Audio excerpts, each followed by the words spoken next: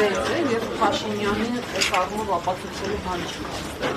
Արդյոք կամավորաբար եկել են ամենայից կաթողիկոսին դիմավորեն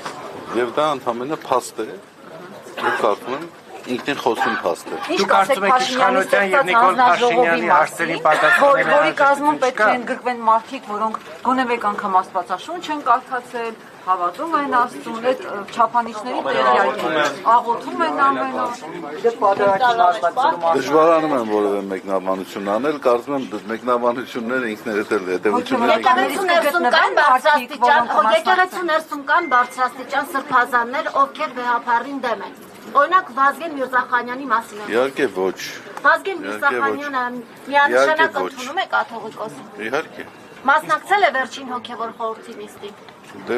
դրանով ենք մենք պայմանավորում ընդունում Բայց թե ոչ։ Նիկոլ Փաշինյանի կողմից հնչեցված հարցերի պատասխաններ կան, թե չկան։ Բացառում եք, որ հոգևորականներից կմասնակցեն Փաշինյանի հազարժողովին։ Ես ձեզ ասեմ, մենք ինքներս բազմաթիվ հարցեր ունենք եւ այդ հարցերը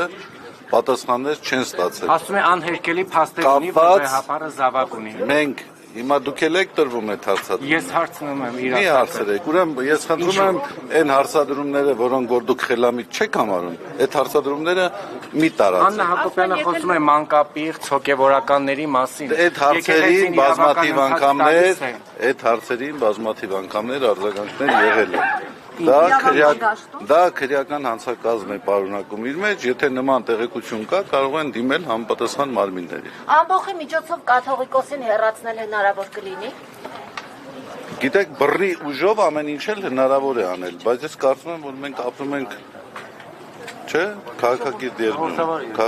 երկրում ենք, չէ, ապրում։ Բայց վերջին շրջանում այլ բան է։ Կամավորները ասում են բոլոր սցենարները ընդունելի են ըստ էության։ Հատկապես քաղաքացիական բախումներ։ Գիտեք, մարդիկ լինում են իմ կարծիքով 3 տեսակ։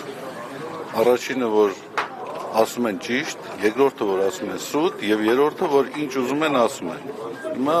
ինչ ուզող ասող մարդիկ հավանաբար շատ կան։ Ինչ ուզեն կասեն։ Ինչու են պատերազմ հայտարարել եկեղեցու սրբազան։